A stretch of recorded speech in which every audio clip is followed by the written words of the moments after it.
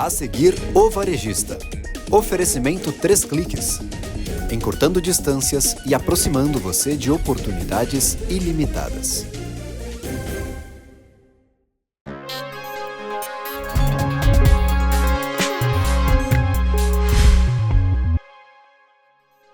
Olá, seja muito bem-vindo a mais um O Varejista. Eu sou o Rodrigo Maia, CEO da Go Now One, uma empresa do Gouveia Ecosystem. E como sempre, aqui a gente fala de varejo, consumo, distribuição, hospitalidade, ambiente de negócios, empreendedorismo e hoje, finanças, controle financeiro. Eu começo com uma pergunta para você que está me assistindo nessa introdução do programa. Por que tantas empresas quebram? Será que as empresas têm controle financeiro? Aliás, um passo anterior, será que as empresas sabem fazer o controle financeiro? Pode parecer uma pergunta que alguém está ouvindo e fala assim, não é possível, Rodrigo. Claro que sabem, senão as empresas não estariam de pé. Mas a porcentagem de empresas que quebram e não conseguem se manter justamente em pé é muito grande. E mesmo as que ainda estão em pé, passam por grandes dificuldades, recuperações judiciais e algumas vezes o ponto não é o produto, não é o serviço, mas sim a gestão. Para isso, eu trouxe Giovanni Botelho aqui, Giovanni Colassico, para conversar com a gente. O professor Giovanni Colassico, que é mentor da G4. Bom, primeiro de tudo, muito obrigado por estar aqui, por conversar com a gente sobre um assunto tão importante. Obrigado, Rodrigo. Acho que eu brinco que esse é um problema social, né? A gente tem que salvar as empresas e para que gere emprego, riqueza, essas empresas têm que estar sadias. E eu acho que o empresário que não tem os números na mão, ele não faz gestão, ele toca. Fazer gestão é outra coisa. Então eu já vou começar para você, lembrando que o professor Giovanni Colassico, ele é mentor da G4 Educação, está lá em muitos programas orientando empresários, né, fazendo mentorias. E a primeira pergunta, antes de a gente falar de método, que eu sei que você tem um método próprio, de maturidade financeira, os estágios, antes de a gente explicar tudo isso, tem uma pergunta que eu fiz aqui na introdução que eu quero te fazer. Por que tantas empresas quebram no nosso país? Bom, qual que é o problema que está gerando? Principal dor, não ter número gerencial na mesa do empresário para que ele possa tomar decisões. Ora, por que tem, né? Qual é a causa dessa dor? Não tem mão de obra, Rodrigo. Você também dá aula, você sabe como é que está o nível, né, de qualquer profissão. Eu não estou falando de finanças, a gente sabe que de uns 20 anos para cá a educação foi sucateando. As empresas que se propõem a oferecer um sistema, ele entrega meia parte da solução, ele não entrega a solução completa. Se faz muito tal do fluxo de caixa, que é uma conta de mais e menos, que é a gestão da tesouraria, contas a pagar e a receber, mas no final do mês não se sabe se deu lucro ou prejuízo à empresa. Então controla-se, né, o que eu chamo de balde financeiro, entra dinheiro, sai dinheiro. É só conta de mais e menos. Mais e menos. E aí tem um terceiro demonstrativo que é organizar e administrar as contas que a gente chama tecnicamente de contas patrimoniais. A conta do ativo e do passivo que vai estar lá no balanço patrimonial. São essas contas, dos ativos principalmente, que o empresário deveria ter um olhar de raciocínio financeiro aplicado. Ele tira dinheiro do caixa, compra matéria-prima, produz um produto acabado, se vender a prazo vira um recebível, espera receber, o dinheiro estando na conta ele compra de novo. Cada vez que ele gira, ele ganha dinheiro. Sim, mas essa noção, e eu vou trazer alguns dados para manter a pergunta, olha só, no ano passado, cerca de 2,1 milhões de empresas fecharam no Brasil. Isso corresponde a uma média de 4 empresas por minuto. Esse número representa um aumento de 25,7% em relação a 22, né? E assim, os números de 23 indicam um cenário negativo para o Brasil. Em 23, ano passado, claro, gente, 24 ainda não fecharam os números, obviamente. Então, assim, o Sebrae afirma que 29% dos microempreendedores individuais fecham após 5 anos de atividade e 21% fecham após o mesmo período das microempresas. E aí o IBGE afirma que 80% das micro e pequenas empresas não chegam a completar o primeiro ano e 60% fecham antes dos 5 anos. A gente ouve um dado desse assim, é alarmante, né? É alarmante. O problema, como você trouxe aqui, algumas questões técnicas, mas deixa eu só voltar uma coisa. O problema é o ser humano que não foi formado para fazer gestão, Giovanni? Por mais duro que seja dizer isso, por favor, a gente está ouvindo a gente agora, quando eu falo ser humano, assim, o empresário, que por vontade, por empreendedorismo, por desejo, por sonho, e por muita dedicação, às vezes, vai lá fazer um negócio. A pessoa é dedicada, a pessoa quer trabalhar. Não é uma pessoa que está encostada, mas não tem essa formação, Giovanni. E quando você fala de cultura e de um problema social, é um pouco disso? Na verdade, a formação financeira que deveria vir da base, ela não vem. Você vai para os cursos de graduação, então tem muito empreendedor autônomo, como médico, dentista. Esses dias eu dei um curso de finanças para médicos. O pessoal super bem sucedido abre uma clínica e na hora que vai, né, fazer a gestão não sabe. Então, eu estou falando de um público seleto, um cara que se formou em medicina e ele não tem essa mentalidade porque em nenhum momento da formação dele ele aprendeu. Então, quando a gente traz isso para um nível ainda menor, um empreendedor que não tem um curso superior, que não teve acesso ao topo da pirâmide educacional, piora a situação. Então, é preciso ter uma sistemática para educar esses empreendedores. Só que o assunto finanças ele é técnico. Se não tem metodologia, a pessoa pode até querer estudar, mas a metodologia não facilita. E aí ela gasta o tempo, ela tem essa dedicação, essa vontade, esse querer saber, mas ele não consegue absorver. Isso é normal. E qual você acha que é o principal problema que essas pessoas que não têm essa formação acabam adquirindo? É aquilo que você falou na primeira pergunta de achar que é só mais e menos? Esse é o grande problema, não? Veja, sabe aquela coisa, eu não sei o que eu não sei? Então, entendi, nem a pergunta sabe fazer. Pois né? A pessoa, vamos falar, ignora o que deveria saber, então ela não sabe nem o que buscar. Quando a gente traz esse assunto para a discussão acadêmica, é necessário, e eu vivi na academia durante 18 anos, é necessário falar fácil, é necessário falar simples, é necessário fazer chegar algo técnico de uma forma mais didática. Eu acho que esse é o papel do professor. E não, né? Quanto mais título o professor tem, mais difícil ele quer falar e menos ele atinge lá na ponta. Não forma, né? Não forma. E aí, o que né? Eu fiz uma analogia esses dias, eu vou dar uma brincada com você, porque eu sei que time que você torce. Ah, meu Deus, lá vem o Corinthians. Mas é assim, né? O empreendedor, vamos imaginar que quando ele sai da Série B e vai para a Série A, ele saiu do cenário de prejuízo e foi para o lucro, ok? Então vou fazer essa analogia. Muitos ficam ali na zona do rebaixamento. Meu time, no caso. Pois é, qualquer errinho vai cair para o prejuízo. Ou vai cair para a Série B, fazendo a analogia do Corinthians. O que o empresário quer? Ele quer sair do Z4, ir para a zona aqui mais confortável, que ele tem aqui uma margem de segurança, mas na verdade todo mundo está lutando para chegar lá no G4 para brigar pelo título. Ou até ir para Libertadores, que vai dar mais dinheiro, ou seja, determinados acessos, né? Mas veja, a maioria fica onde? Entre o Z4 e essa coisa de permanecer na Série A, que é pagar as contas, é sobreviver, pagar o sustento da família, né? Mas quando chega no Z4, e você falou uma estatística verdadeira, que é a estatística das empresas quebrarem, muitos não se seguram na Série A. Elas vão para a zona, né, não a zona do rebaixamento, mas vai para a Série B na zona do prejuízo. E aí quebra. Né? Então, atuar muito tempo na zona do prejuízo faz com que a empresa feche, porque ela não consegue mais sobreviver. Não consegue ter fôlego, né? Não consegue. E muitas vezes os empresários acabam errando, achando que o problema é o produto que ele tem ou o serviço que ele presta. E, na verdade, se ele conseguisse, melhor dizendo, fazer uma boa gestão, como você está dizendo, as coisas funcionariam. Eu queria que a gente fosse agora mais didático, como você mesmo sugeriu. O que então, porque a gente falou duas perguntas iniciais, conceituais sobre o que a gente está dizendo aqui, mas veja, agora a gente precisa pegar o pessoal de casa e dar uma mínima orientação.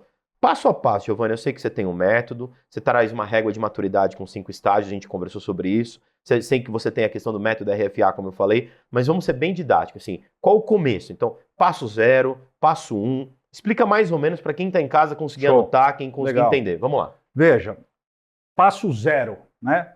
A empresa quebra porque ela tem prejuízo. Ela só tem prejuízo porque ela assumiu alguma conta e não deu conta de pagar. Que conta é essa? Né? A gente chama de gastos fixos. Qual que é o primeiro passo, portanto? Mapear os gastos fixos.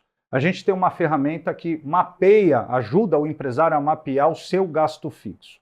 Ontem mesmo eu fiz uma reunião com um empresário que teve acesso a essa ferramenta semana passada Eu falei, e aí, o que você achou? Ele falou, puta, eu achei que o meu gasto fixo estava em 70 mil, na hora que eu fui ver ele já está batendo 100. Eu falei, mas você não sabia? Ele falou, não, as contas vão aumentando e só mapeando que eu vi que eu estava fora do meu planejado.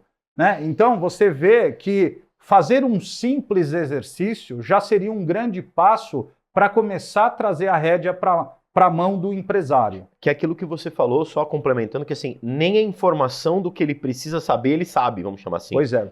Mas você já matou, né? Ele está muito envolvido na operação, na entrega do produto, no atendimento do cliente. E aí, aquela coisa burocrática, entre aspas, que é pagar a conta, receber e tal, ele vai deixando para o tempo que dá. Sabe aquela coisa depois do expediente, ou chega um pouco mais cedo para pagar as contas, porque durante o dia a operação engole ele. Né? Então, o primeiro passo seria mapear o gasto fixo. O segundo passo seria fazer um bom controle do fluxo de caixa. Mas aí o controle é um controle bom, não um controle de mais ou menos. E aí o que é um controle bom? Usar as teorias existentes de fluxo de caixa. Um fluxo de caixa tem 3 classificações básicas, Rodrigo. Entradas e saídas operacionais, entradas e saídas de investimento, entradas e saídas de financiamento. Veja, a maioria começa misturando tudo. O que é as entradas e saídas operacionais? É o que tem a ver com a operação do negócio. A empresa vende roupa, ela tem lá, portanto, receita com venda de roupa. Só que daí ela tem o custo da aquisição da roupa. Então é uma saída operacional. A venda é uma entrada operacional. Mas daí ela paga um aluguel, ela paga um contador, uma internet, tudo isso é uma despesa operacional. Então esse fluxo é operacional. Mão de obra, os funcionários também é despesa operacional. Tudo operacional, que faz parte da operação loja. Vamos imaginar que essa empresa precisou de dinheiro. Ela foi lá no banco, pegou 100 mil de capital de giro e tacou dentro do caixa dela. Do caixa, perdão. Do caixa. Mas essa entrada não é operacional. Essa é uma entrada que alguém está financiando ela. E ela vai ter que devolver esse dinheiro.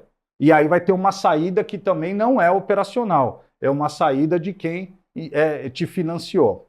Vamos imaginar um outro cenário que essa empresa ela tem caixa sobrando. Aí ela fala assim, agora eu vou comprar uma sala comercial e vou começar a investir para receber um aluguel. Ela tira esse dinheiro do caixa para investir e recebe um aluguel todo mês no mesmo caixa. Então, mistura-se ela tirou 100 mil, tudo bem, os números são meramente ilustrativos, né? Tirou 100 mil e vai receber um aluguel daquilo de 5 mil. Ela tem que fazer a conta de quanto tempo vai demorar para ela resgatar os 100 mil e recuperar esses 100 mil, porque isso é uma tática, uma estratégia, melhor dizendo, de investimento. É isso que você está dizendo. Veja, investimento pressupõe retorno. Sim. Né? Eu nem entrei na conta se foi um bom investimento ou não. Tá bom. Eu só estou na mecânica da saída do dinheiro e da entrada do dinheiro. Então, na hora que você for administrar sua empresa por caixa, não tem problema administrar por caixa, desde que o seu relatório de fluxo de caixa seja um relatório que converse com você e fale para você o que está acontecendo. Porque, veja, uma outra reunião que eu fiz essa semana, a empresa só cresce. E aí, né, na cabeça das pessoas, então, vai sobrar dinheiro. Só que ela só cresce vendendo um produto financiado. O que isso significa? Se ela vende em 6 vezes para o cliente dela, quanto mais ela cresce, mais dinheiro ela precisa para bancar isso. Então, as pessoas têm muita dessa coisa, né? Quanto mais eu vender, mais dinheiro eu vou ter. Nesse caso desse exemplo, quanto mais ela vender, mais dinheiro ela precisa para rodar o negócio. O famoso capital de giro. Porque quando ela coloca em vezes, ela vai receber, vamos colocar 5 vezes que você falou, 100 mil. Ela vai receber 5 parcelas de 20 mil. Só que para ela continuar vendendo o produto de 100 mil, ela tem que continuar produzindo esse produto de 100 mil. Vamos pegar essa caneca. Eu nem vou entrar na produção. Você vai vender isso aqui por R$50 em 5 de 10, ok? Só que a caneca, para você adquirir ela para vender por R$50, ela custa 15. Então é assim, eu tenho que ter 15 inicial para ter a primeira caneca para ser vendida. Se eu dou 5 vezes para o meu cliente pagar, eu só vou ver dinheiro daqui 30 dias. Então, daqui 30 dias eu vou ver 10. Daqui 60 dias eu vou ver o segundo 10 que deu 20. Só em 60 dias eu vou ter de novo 15 para comprar uma outra caneca para revender. E essa sobra, vamos colocar assim, de 5, a depender do quanto está o seu caixa de juro que você já foi embora, né? Já foi embora. E você acha que você vendeu bem. Então, veja, é um negócio bom vender algo de 15 por 50? Positivo, é um negócio bom. É um negócio que dá resultado, ok? Resultado bruto, eu estou falando. Sim. Né? Sobrou 35 aqui. No entanto, o fluxo de caixa dessa operação é completamente negativa. Se ela só vende, ela precisa de cada vez mais R$15 para comprar mais canecas. Aí ela vai tirar dinheiro dela mesma para comprar mais canecas, só que isso não vai chegar no mesmo volume mensal que ele chega. Velocidade. E a conta nunca vai bater, porque todo mês ele vai ter que comprar, e ele acha que ele está vendendo e não está, né? Veja, isso é gestão, né? E quanto mais ele vende, mais ele precisa. Qual é a solução para um exemplo desse? Você vai lá, vende no cartão em 5 de 10 e você tem vamos falar, a possibilidade de antecipar. Antecipação de recebível. Antecipação do recebível no cartão. Só que na hora que você aperta o botão da maquininha e traz aquele recebível para o dia de hoje, você perdeu um pedaço dessa riqueza. Né? Então vamos imaginar, você perdeu lá 3% ao mês de juros. Então dos 50, não vai chegar a 50 no seu bolso. Então aquela margem que você tinha de 35 já também não é 35. Então todo esse raciocínio estruturado é o que as pessoas não dominam. E aí acaba com esses problemas de gestão. Mas vamos seguir. Eu segui anotando aqui o que você falou, e você me colocou, a gente conversou um pouquinho antes, até para eu entender, você falou de 5 estágios dessa maturidade financeira. Você falou de empresa que não tem nada, você começou falando disso, a empresa que sai do zero. Fala um pouquinho desses estágios, como as empresas estão, para depois a gente entender como é que você pode ajudar com alguma informação a respeito. Veja, 5 estágios da maturidade financeira das empresas. Estaca zero. O empresário mal faz a conciliação bancária dele. Que foi aquele exemplo que você deu que o cara achou que era 70 mil que ele tinha de custo, na verdade, de despesa, perdão, e na verdade ele tinha 100, sei lá, alguma coisa assim. Veja, ele está perdido, ele é o empresário tocador, ele toca, atende cliente, produz o que tem que fazer, mas ele não tem nenhuma conciliação bancária. Esse é o estaca zero. O estágio 2 é o empresário que já teve alguns primeiros passos. Ele tem uma conciliação bancária, ele tenta fazer um controle de quantos a pagar a receber, ele até esboça a demonstração do resultado do exercício no final, mas ele não está no estágio 3, que é ter o básico bem feito, que é ter o conjunto das demonstrações financeiras gerenciais para ele chegar na primeira semana que termina o mês, então a semana que vem já é setembro. Na semana que vem, os empresários têm que ter o dado de agosto, que está acabando agora sexta-feira. Então ele vai ver se ele teve lucro ou prejuízo, se ele, no caixa dele, gerou caixa ou consumiu caixa, se ele tem estoque, para quem que ele está devendo. Então, nesse básico bem feito, em uma folha de papel, ele tem que ter a fotografia da empresa dele na mesa dele. Só com este básico bem feito que ele pode começar a falar em analisar número. Que é o estágio 4. Que é o estágio 4, que a gente chama de intermediário. Por que ainda não é o avançado? Porque o avançado, vamos chamar de suprassumo, é onde ele já tem uma controladoria, é onde ele já pratica uma certa governança, ele trabalha com orçamento. Veja, mas para ele estar aqui, ele não consegue pular essas fases. Tem gente que acha que está no estágio 5, mas na verdade está no 1, 2. Eu diria que esse é eu não sei o que eu não sei.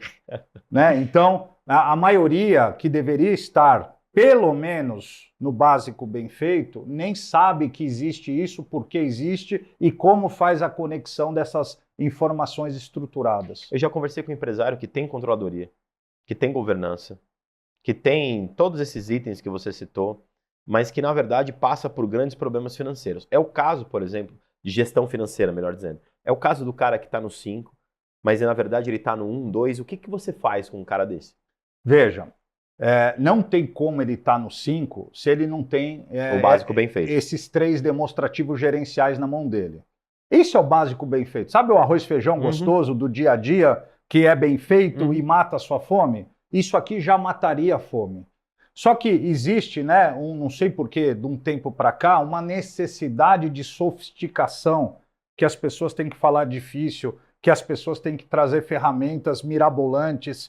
E, na verdade, o básico bem feito existe há 530 anos. O conhecimento está aí, é só ser aplicado. O que eu quero dizer com isso? Não adianta inventar nada daqui para frente se não tiver o básico bem feito. E eu justifico. O que faz dar credibilidade no número para você começar a fazer análises é se o balanço bate. O balanço bateu? O número que você trouxe do fluxo de caixa que você enfiou lá no balanço, na linha do ativo, e o número que você trouxe do DRE que você enfiou aqui no patrimônio líquido, é isso que dá a certeza que aquele número está bom. Veja, se não bateu, eu tenho que voltar e investigar onde está o erro e fazer bater ou me esforçar para bater. Eu, como contador, já cheguei à conclusão que é até bom não bater o balanço gerencial. Significa que tem algum problema e que vai te forçar a investigar. Na hora que você vai lá investigar onde pode não estar batendo, você tem um monte de surpresas boas e ruins. Você começa a fazer de fato a gestão de todas as suas contas. Percebe? Entendi. E os empresários sabem fazer isso ou normalmente contratam uma consultoria para fazer isso? Veja, a maioria do empresário não é expert em finanças. Ok? O que a gente já entendeu? Ele não precisa ser. Mas como ele também não é, ele também não consegue pedir para ninguém fazer do jeito que deveria. Porque ele não consegue pedir, entendi. Porque ele não consegue pedir. Aí você fala, bom, a galera então que se formou nisso sabe fazer. A nossa experiência é que não. Ela sai, ela se forma e ela também não sabe fazer. Então, quando eu falo que é um problema social, quem deveria saber fazer não sabe. O empresário que precisa, ele não sabe nem pedir. E aí, o que a gente fez lá na E-Conexão, que é o meu escritório? A gente desenvolveu um método para não depender de um grande especialista para poder ter esse básico bem feito. Uma ferramenta que as pessoas podem usar? Exatamente. É um método onde junta ferramenta, processo e rotina bem determinado e desenhado, instrução, né, desse conceito didático do que é finanças e por que você precisa aprender finanças. E depois disso pronto, o número na mão, a gente ensina a analisar para poder tomar a decisão. Então, na verdade, a gente entendeu, e eu sempre falo isso em entrevista, que o grande mérito do McDonald's é sair um Big Mac em qualquer lugar do mundo sem depender de um grande chefe de cozinha. E sai igual. E sai igual. Por quê? Ele tem um processo, ele tem um método e a pessoa de um salário mínimo em qualquer lugar do mundo sai um sanduíche com gosto de Big Mac. Então, o nosso esforço na última década foi criar esse método justamente percebendo que eu não tenho sistema, eu não tenho gente, eu não tenho conhecimento e o empresário está precisando. Ele precisa da informação. Então, é uma grande inovação, né, conseguir ter esses relatórios na mesa do empresário sem muita burocracia. Quer dizer, esse método é uma forma que você estudou nesses últimos anos para que os empresários consigam pelo menos chegar no básico bem feito para poder progredir aos poucos para o tal do avançado. Eu digo tal do avançado nesse sentido de que vamos começar pelo básico, né? Pensando em bicicleta, vamos aprender a andar de rodinha, aí você tira uma rodinha, tira outra rodinha, aí você vai andando. E aí quando você estiver andando, fazendo o básico bem feito, sem rodinha, aí você vai empinar, aí você vai fazer uma manobra. É mais ou menos isso. Vou fazer uma outra analogia. Quando você vai no médico e você vai com uma dor abdominal, o que o médico pede para você antes de receitar qualquer Exames. Exames. Show. Então você vai num outro lugar, você vai lá num laboratório, faz um exame de imagem abdominal, de sangue, de urina, não sei que exame ele vai pedir para você, mas é só com os exames na mão que o médico vai te receitar o remédio. O que acontece lá no meu escritório? O empresário chega com um monte de dor. E eu falo, cadê os seus exames? Que é esse básico bem feito. Então, relatório, que é... Show. Isso. Aí ele fala, não tenho. Eu falo, então, não tem como dar o remédio sem olhar exame. E o exame, você agora vai ter que formar, né, essa estrutura de inteligência para ter esse papel, para eu poder ver que doença que você tem. E é bem isso mesmo, né? Porque olha o perigo, a diferença do remédio e do veneno, o que é? A dose. Você imagina, eu já cheguei para a empresa e falei, para de vender, isso vai te quebrar. O cara ficou louco, né? Quando você percebe? Né? Porque é meio antagônico você estar com problema de dinheiro e pedir para parar de vender. Mas aonde é que eu vi aquilo? Depois da gente tirar toda a radiografia e fazer esse exame, você vê que quanto mais ele vende, mais ele se afunda. Ok? E aí ele tem que dar um passo para trás. Entendi. Então, cada caso é um caso. Cada, entre aspas, doença é uma doença que você tem que entrar com o medicamento certo. Mas não dá para entrar com o medicamento sem olhar o exame. E é interessante você falar essa analogia, porque às vezes a pessoa acha que está com gripe e, na verdade, ela está, obviamente, eu estou mantendo essa analogia, por favor, gente, bem simplificado, e ela está com dengue. E dengue não pode tomar paracetamol, por exemplo. Eu lembro que tem uma orientação dessa, gente, não sou médico, eu estou aqui só exemplificando, pelo amor de Deus. E aí você começa a tomar o paracetamol e você não melhora da dengue, sei lá. E você pode piorar. Você pode piorar. Então é nessa linha. É nessa linha, porque se você está tomando remédio, lá não está funcionando. É nessa linha. Isso. Então é assim, a gente, né, tem experiência, faz 25 anos que estuda isso, né, tem graduação, pós-graduação, títulos e reconhecimentos no assunto. Veja, o que eu sei, eu já sei. A minha preocupação agora é passar esse conhecimento para a sociedade. Eu acho que é um propósito meu, né? Então, como é que eu estou querendo passar? De uma forma fácil, simples, acessível, para que todo mundo possa, né, fazer uma melhor gestão, vamos chamar assim. Bom, deixa suas redes sociais, quem quiser te seguir, para que você possa se aproximar das pessoas nesse sentido. Por favor, deixa suas redes. O nome do meu escritório é E-Conexão, é um escritório de conexão. Então, né, é só digitar www.econexão, sem o tio. E o meu nome é Giovanni Colatico, com 2 Cs no final, que também estou no Instagram, estou, né, produzindo conteúdo a respeito disso. A gente vai provavelmente fazer algum corte aqui da entrevista e jogar lá para o pessoal. Com certeza. Giovanni, muito obrigado pela sua presença. Mais uma vez, uma aula de finanças aqui para ajudar os empresários. Foi muito bom ter você aqui. Esse foi o Varejista no primeiro bloco. A gente volta daqui a pouco com mais conteúdo para você. BMC News, informação que gera valor. 1 minutinho, eu estou de volta.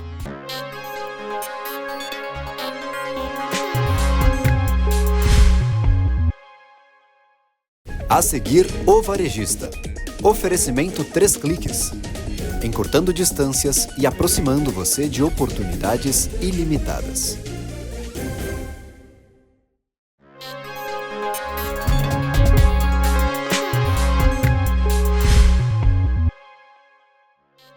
Voltamos com o Varejista no segundo bloco e agora uma entrevista minimamente interessante. Imagina uma pessoa, um empresário, que teve uma ideia, né, já faz algum tempo, como todo empresário, todo empreendedor, uma ideia dá certo, uma ideia dá errado, uma ideia dá certo, uma ideia dá errado. E essa ideia, que ele colocou em prática, claro, em fevereiro desse ano de 2024, claro, não foi a ideia em 2024, mas colocou em prática, de lá para cá, atenção, de lá para cá, 25 milhões de faturamento. Quem não quer uma ideia como essa, que de fevereiro para agosto, início de setembro, então a gente está falando aí de 6, 7 meses aproximadamente, 25 milhões de reais de faturamento. Esse é Rubens Stuck, né, que é CEO e fundador do Sofá na Caixa. Primeiro de tudo, antes da gente começar qualquer pergunta, muito obrigado pela sua presença, obrigado por estar aqui no Varejista. Obrigado eu, Rodrigo, muito obrigado pelo convite. Como é que é essa história aí, cara? Você, então assim, daqui a pouco a gente fala da tua trajetória, Boa. Mas você coloca um sofá numa caixa e você mete em 6 meses 25 milhões para dentro. Cara, basicamente é isso, é tão fácil quanto o nome, né? É um sofá que vem na caixa. Eu acho que a dor de muitos brasileiros, acho que não só do Brasil, do mundo todo, é, cara, transportar sofá. E é uma dor logística, né? A gente transporta o ar.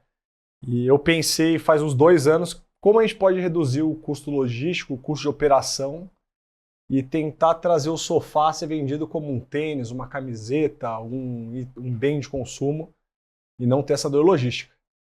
E aí você, então a sua criação é um sofá que cabe numa caixa, é uma caixa que cabe num sofá ou é a operação logística disso?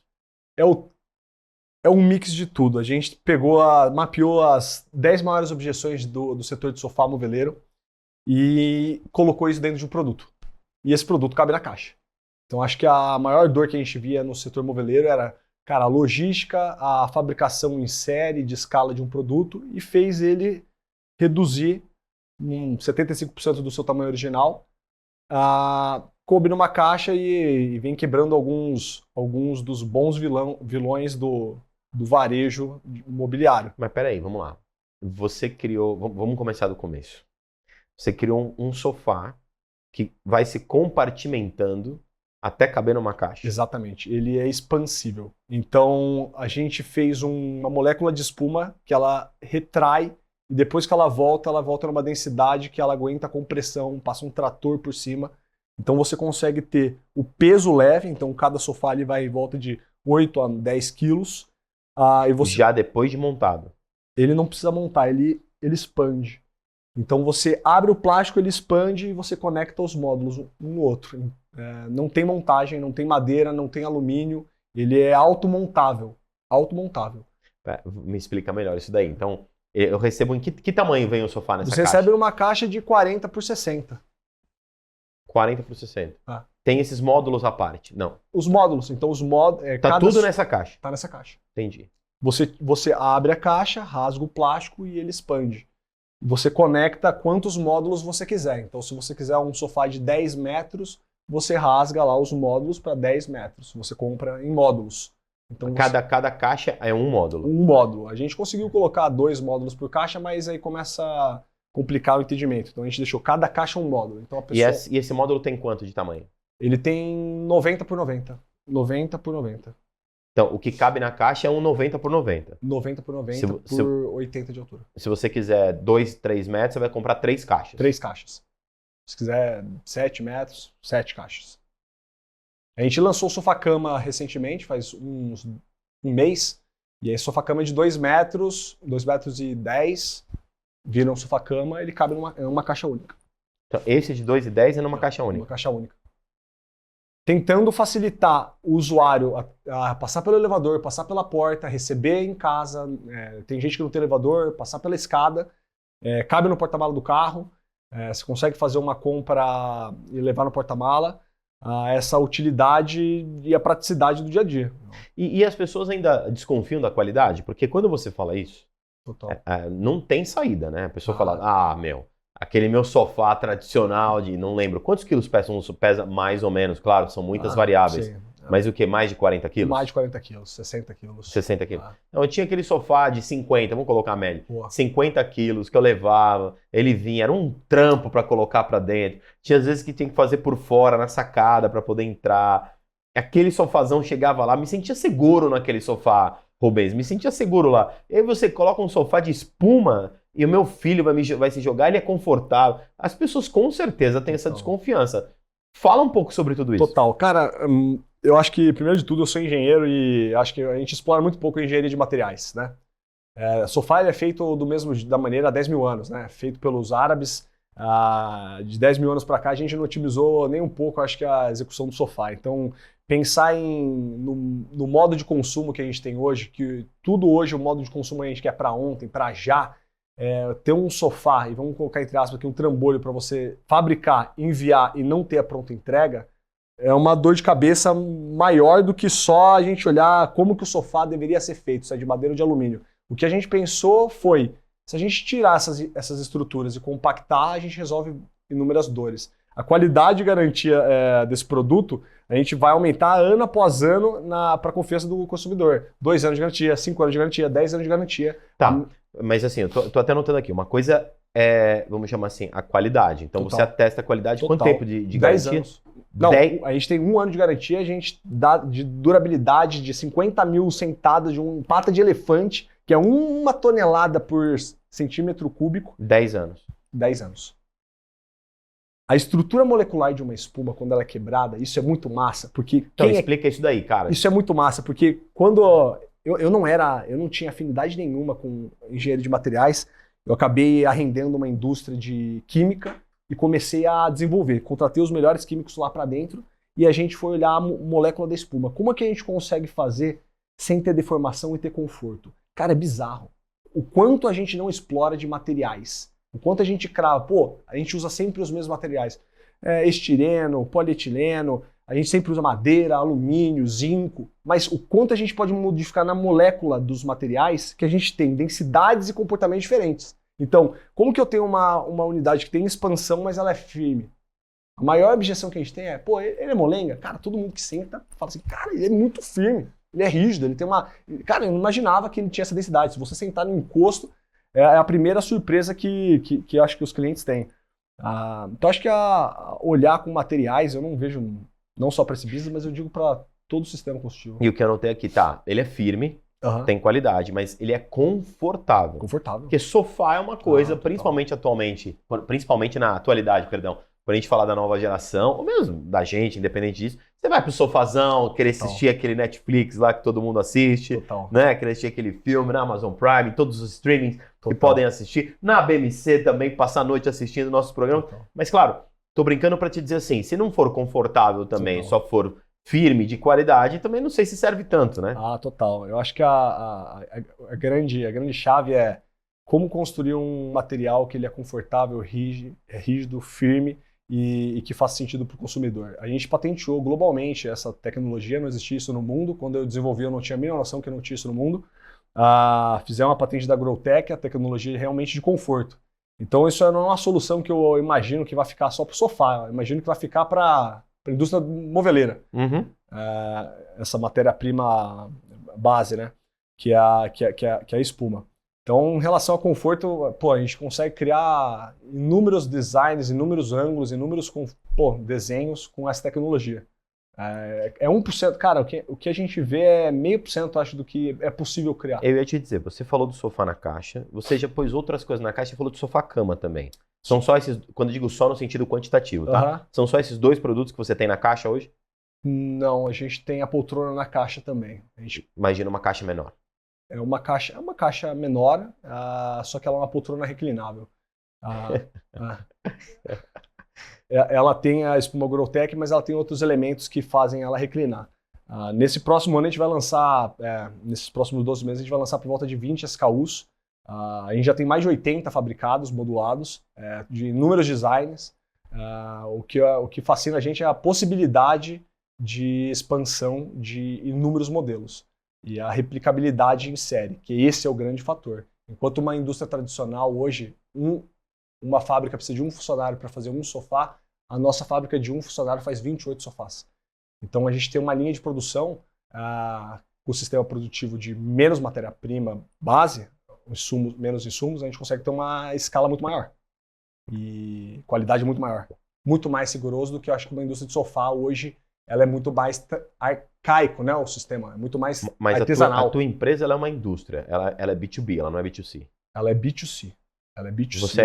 Você é D2C, na verdade. Eu sou D2C e verticalizei a minha operação toda.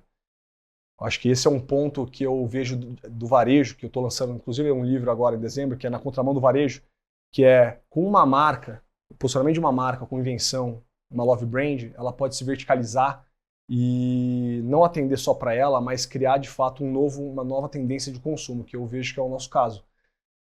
Eu criei uma indústria, não queria ser indústria, criei indústria para desenvolver meu produto, vi que meu produto não teriam indústrias que terceirizariam no valor que eu gostaria para escalar esse projeto.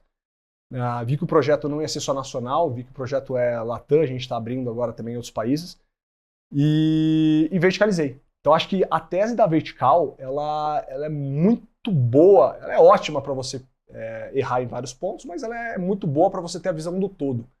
Desde o insumo básico da compra, da industrialização, até a entrega para o cliente final, cara, você ter essa jornada toda, ela é muito enriquecedora para melhor qualidade do cliente, melhor traqueamento de dados para a gente, otimização de criação de produtos, análise de tendência de mercado, imputar a tendência de fato de mercado. Então, acho que a visão de uma vertical, que você tem poucos insumos e poucos SKUs, para mim é a bola da vez do varejo. Mas quando você tem loja própria, então? Hoje eu vendo digital 95%. Eu tenho uma loja aqui em São Paulo, uma flagship, mais 95% das vendas. Né? O foco do Sofá na Caixa é venda digital. O foco é venda digital. Você não pensa em lojas físicas? A gente pretende sim ter lojas físicas franqueadas, pontos de lojas físicas, corners de experimentação, né? Mais por experimentação, mas o foco está 100% digital. Eu estou dizendo porque quando você menciona isso, já me dá vontade de pegar uma caixa e abrir para ver, né? Então, só quero dizer que se me deu essa vontade, você falando, imagino que as pessoas estão assistindo também. Então, quero dizer que quando o varejo hoje pensa em loja física, sempre se fala sobre experiência. Total. E o seu produto é um banho de experiência pelo que você está dizendo. Eu ainda não abri uma caixa como essa. Mas pelo que você está dizendo, tem uma experiência. Imagina que eu tenho na minha mente, assim, no meu em toda a minha memória afetiva, inclusive, sofás enormes que entram em casa. Quando você bota um sofá desse na caixa, eu abro, e pelo que você disse, a espuma expande, e ele é automontável, eu não preciso fazer nada, e ele vai como se fizesse e ficasse ali, você tem um nível de experiência disso muito alto, né? Alto. Por isso que eu te falei da loja física. Total. Eu acho que eu tenho uma outra marca de mobiliário que eu fundei há 4 anos atrás, e eu vi muito essa correlação de efeito de um moveleiro ser testado, né?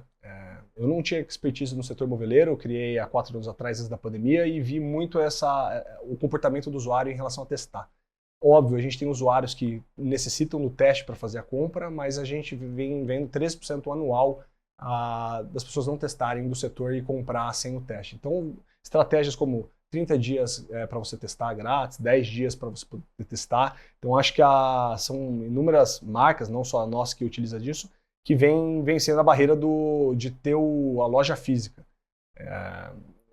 Eu venho acompanhando muito esse movimento. A nossa outra marca de mobiliário de área externa, a gente vende Brasil todo, eu vendo dos Estados Unidos também, e a gente não precisa do teste, cara. É bizarro o quanto a gente precisa do teste para 20% das vendas, do teste físico.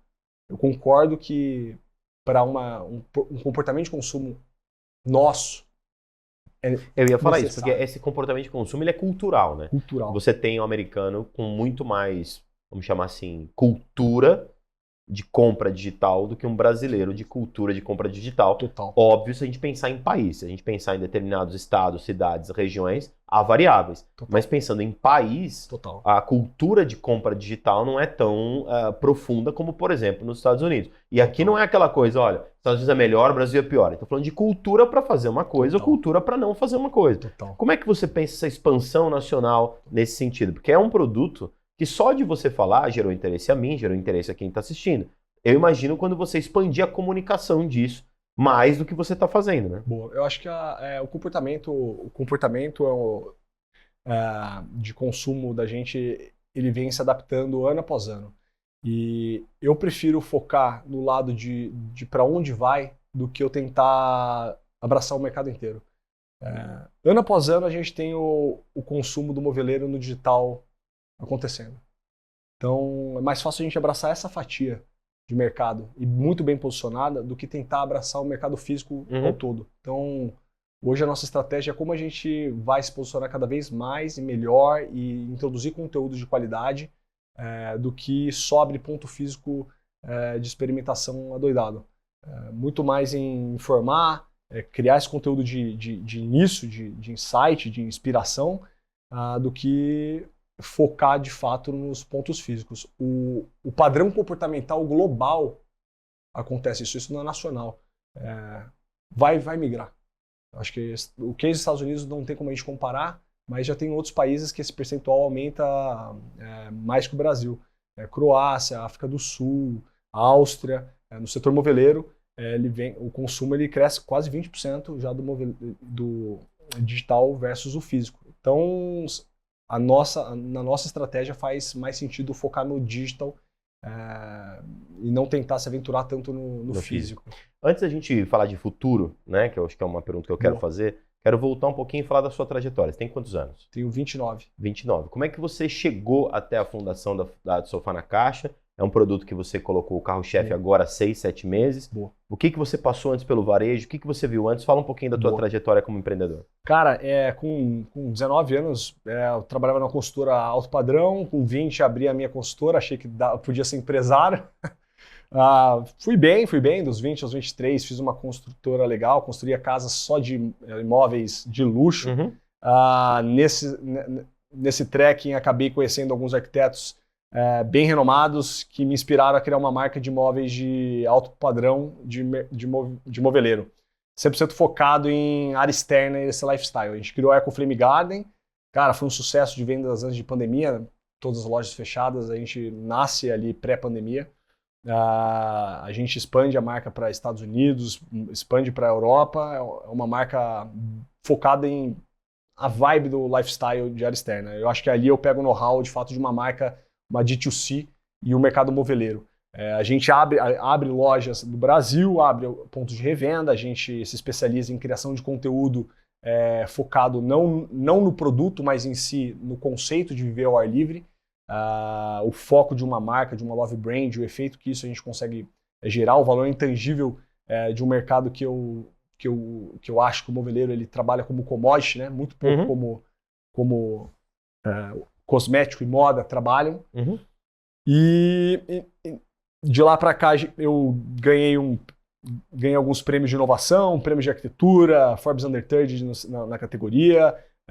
Isso acho que foi cada vez mais fazendo a gente acreditar que é possível avançar mais nesse nicho.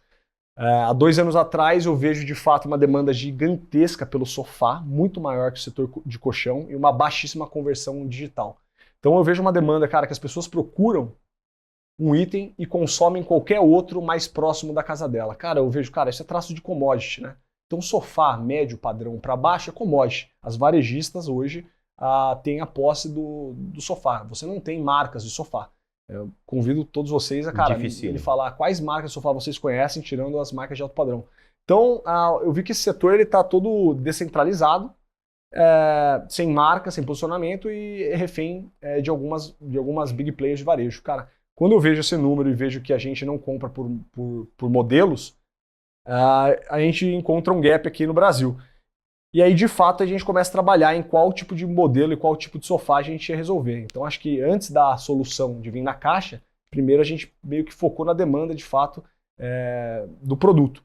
Então, o sofá na caixa, ele nasce de trás para frente, né? Primeiro ele nasce de fato, demanda máxima e depois qual invenção a gente ia colocar para trazer... Para dar conta da demanda que você identificou, né? Então, Total. Você foi para a demanda, viu essa demanda, falou, Total. tá bom, agora eu preciso criar alguma coisa que atenda essa demanda. Essa foi a ordem da coisa. Essa foi a ordem. Quanto tempo você demorou? Porque, pelo que você me diz, você deu play, vamos chamar assim, em fevereiro de 24. 2 anos. Então, isso que eu ia te falar, de desenvolvimento, 2 anos. 2 anos. 2 anos.